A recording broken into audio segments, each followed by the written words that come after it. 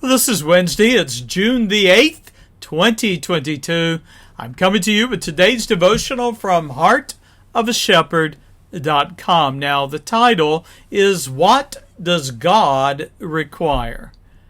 Cool or holy ministers? You'll see why I'm asking the question. We are taking our scripture reading from Ezekiel chapter 41 and 42. Now, our consideration of the new temple of the Millennial Kingdom continues with a description in today's devotional of the outer and inner sanctuaries of the temple. Now, rather than belabor the dimensional details of the temple, and that is the height, the length, the breadth, I have decided to highlight the various aspects of the temple grounds that included the walls, doors, courtyards, buildings, and the temple itself. For instance, as you would go back and look at Ezekiel 40, beginning at verse 48, and then through chapter 41 and verse 26, you're going to notice a description of the outer sanctuary of the Millennial Temple. This is the temple that is still future. Now, the heavenly messenger led Ezekiel up the steps through the portico, the porch of the temple, and then into the outer sanctuary, which we read in chapter 41 and verse 2 was 70 feet long and 35 feet wide. And then we have a description of what we call the inner sanctuary, or the most holy place. Chapter 41, verses 3 through 5. The inner sanctuary was a perfect square, 35 feet by 35 feet, unlike the tabernacle and even the earlier temples, Solomon's and Zerubbabel's temple, and in that of Herod. The Millennial Temple, though, you will notice, did not have a veil that separated the inner sanctuary from the outer sanctuary. Now notice, if you would, chapter 41, verse 6 through 26, what I am describing as the other details of the temple. Now Ezekiel noticed there were side rooms of the temple that stood 3 stories tall with 30 rooms on each floor. Now connecting the floors was a winding staircase you see described in verse 7. The foundation of the temple itself was elevated. It stood 10.5 feet high, and then of course the temple was built upon that. Now there was also a separate building that is mentioned in verse 12, but it is not identified as far as its purpose. Now the measurement of the temple itself, we find in verses 13 through 15, was 175 feet square. Now consider, if you would with me then, the decor of the temple. It begins in verse 16 and goes through verse 21.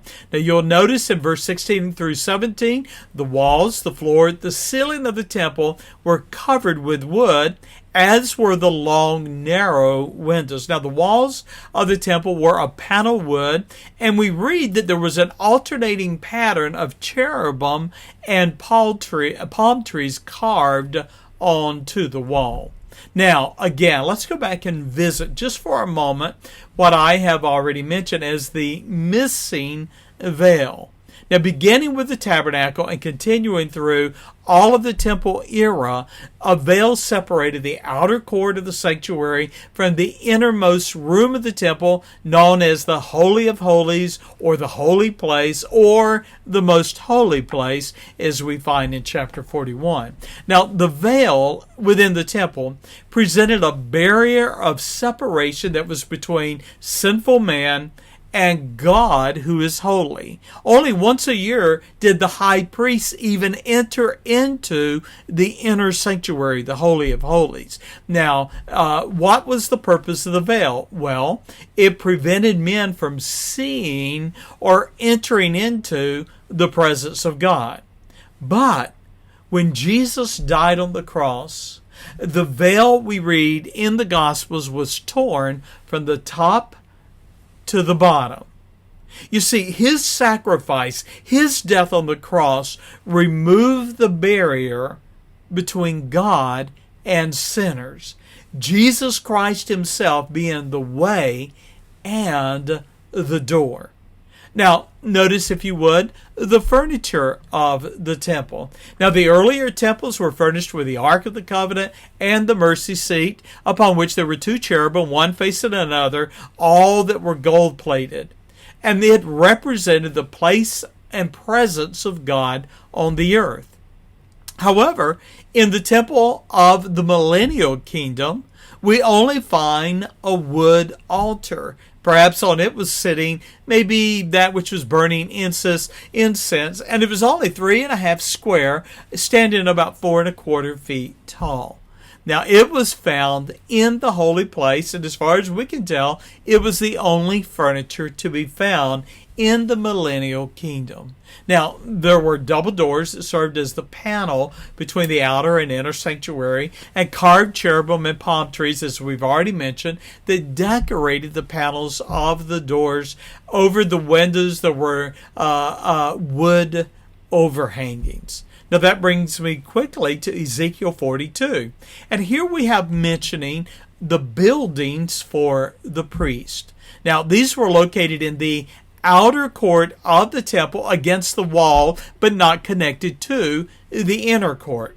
They were buildings for priests. Now we're given the dimensions. We're told that they were 3 stories tall in Ezekiel 42, the upper floors being smaller because they required a walkway. Now there was a wall that separated the priest's building from the outer court. And then on the south side there was an identical building, it too for the priests. And so we ask the question, what was the purpose of the priest buildings? Well, we find that in verse 13 and 14, it was to provide a place to prepare for the ministry in the temple. Now, these were described as holy chambers, for the priests were prepared to minister before the Lord. It was in the holy chambers that food offerings were stored and to be eaten. This was also the place where the priests were to change out of their priestly garments, wherein they ministered before the Lord, for they were holy garments, and shall put all other garments, and shall approach to those things which are for the people. In other words, the priests were not to wear their secular clothing into the temple to minister before the Lord. At the same time, neither were they to wear their priestly garments outside of the temple. There was to be a separation, a distinction between that which one would wear approaching the Lord and that which one would wear going out into the world. Now, let's visit that for a moment. Our study concludes in verses 15 through 20 with the angelic messenger leading Ezekiel out the east gate, measuring the wall of the temple. And you'll find that the temple area itself, the whole temple grounds, was 5,250 feet square, every side being 5,250 feet. Now let's go back, and for a moment, let's talk about the ministers and their dress. You see, the holiness of God and the doctrine of separation are found here because God is holy, and He deserves and He demands that you and I be the same. Now, today's churches advertise, "Come as you are," and even ministers, pastors, have succumbed to being cool, wearing ripped jeans and even shorts. But the clothes of the priest reminded everyone that the Lord required holiness. You know, it appears to me that preachers and believers of this generation are more interested in looking cool than they are in being holy. 1 Peter chapter 1 and verse 15 through 16 gives this closing challenge. "But as He which hath called you is holy, so be ye holy in all manner of life, of conversation, because it is written, Be ye holy, for I am holy." You and I should be conscious of the impression that we are giving others, not only regarding ourselves, but regarding our God. Does our dress, when we come to church and we worship on Sunday, does our dress give the opinion of a God who is holy? God bless.